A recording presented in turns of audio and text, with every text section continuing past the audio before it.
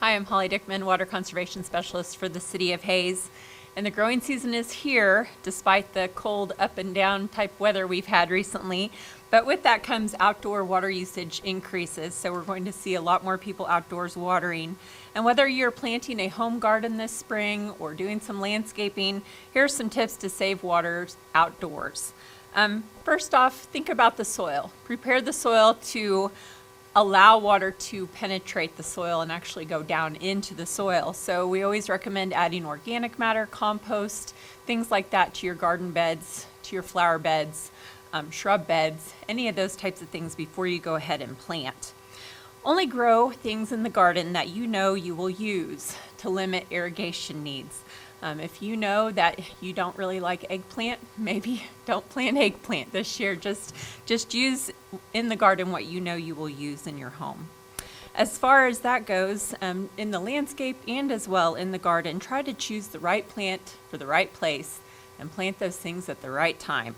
An example I'll give is watering that azalea that you love for months on end. Trying to get it to grow here is going to be ultimately not good because they're not suited for this environment. They don't do well here, and you will have wasted a bunch of water trying to get that type of plant to grow in Hayes, Kansas. So try to choose plants that are suited for the environment. And there are lists available through the Extension Office, other resources for Kansas, and even specifically Western Kansas. If you can find those, that would be best.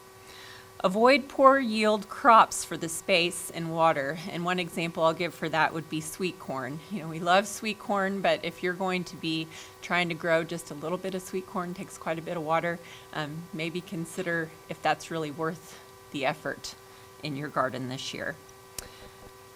As with any landscaping plant and garden, mulch is important to help maintain that moisture in the soil. After the soil warms up, apply mulch to help keep the weed competition down, help moderate that soil temperature, and to keep the moisture in the soil after you apply it. Straw or grass clippings are most used on gardens, but in the landscape, organic mulch that breaks down over time is ideal around landscape plants. So we're talking wood chips and things like that. So always consider using some sort of mulch around those landscape plants and your garden plants. And finally, keep up routine maintenance. Weeds compete with those desirable plants for water and nutrients. You need to scout and treat for pests as necessary. And you want to fertilize, prune, and mow at the proper times. Different types of turf grass require fertilization at different times of year. And so, for example, if you're fertilizing your buffalo grass right now, you're not doing that buffalo grass a whole lot of good, but you're fertilizing any weeds that might be in that landscape. So you want to be familiar with those plants in the landscape, and again, maintain them as needed. All of those practices, cultural practices, maintenance practices, influence the overall health of those plants, which in turn influence the water efficiency of your landscape.